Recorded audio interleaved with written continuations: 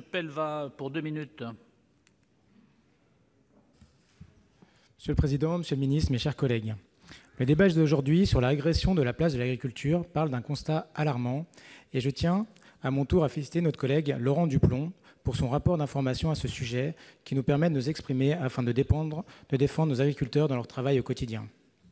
Et plus particulièrement les producteurs de fruits et légumes qui sont concernés par une concurrence déloyale, thème qui a déjà été abordé. Et je voudrais parler de 2 cas précis, la cerise du Gard et la carotte de Créance, exemple d'une aberration économique, sanitaire et écologique. Certains produits phytosanitaires utilisés sur ces produits et légumes sont désormais interdits en France.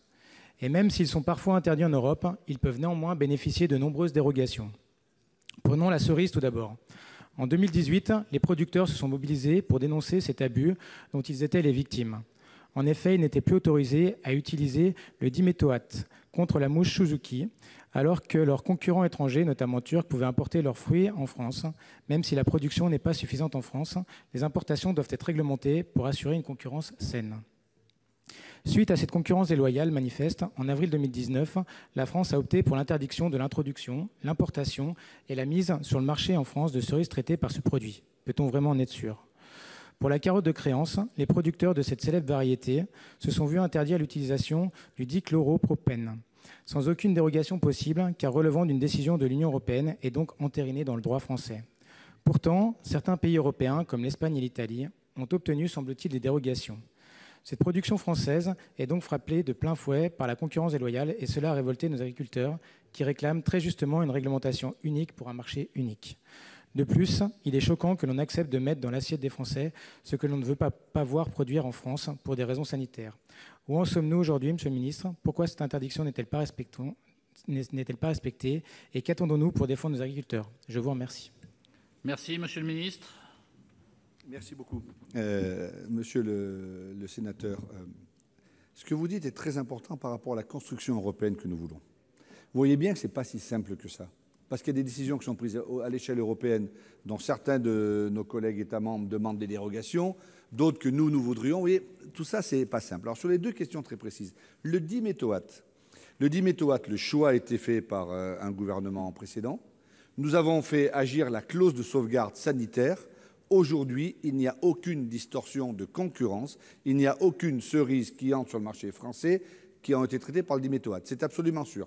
Comme je dis, non, mais moi, après, il faut faire attention parce qu'on tombe dans le complotisme et on est quand même le pays des Lumières. Hein.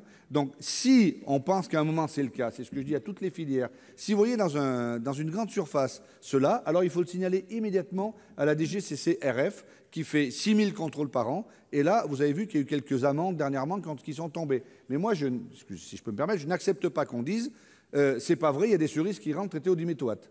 C'est où et quand. Sans ça, moi, je vous dis que la parole de l'Union européenne, c'est que la clause de sauvegarde a été demandée sanitaire par la France et qu'il n'y a pas de cerises traitées au diméthoate qui sont rentrées en France depuis.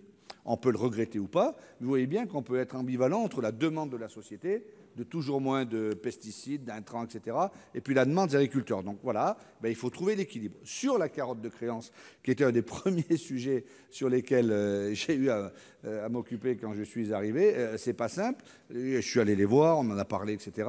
Ils savaient depuis déjà 3 ans ou 4 ans qu'ils devaient changer leur pratique. Ils n'y sont pas allés totalement, puis pas du tout, etc. Aujourd'hui, après, ils sont arrivés à un butoir. Il y a peut-être des élus du secteur qui sont là. Je crois qu'on a trouvé la bonne solution maintenant. Ce n'est pas du tout de déloyal ce qui a été fait. C'est une autre pratique. Et enfin, par rapport à cela, la France demande à l'Union européenne qu'il n'y ait plus aucune dérogation possible pour les États membres. Parce que c'est ça l'équilibre. Et donc la demande officielle a été faite. Et là, je pense que nous allons gagner parce qu'il y a plusieurs pays qui sont, comme notamment les pays du Nord, qui ont la même orientation. Donc nous demandons qu'il n'y ait plus aucune possibilité de dérogation.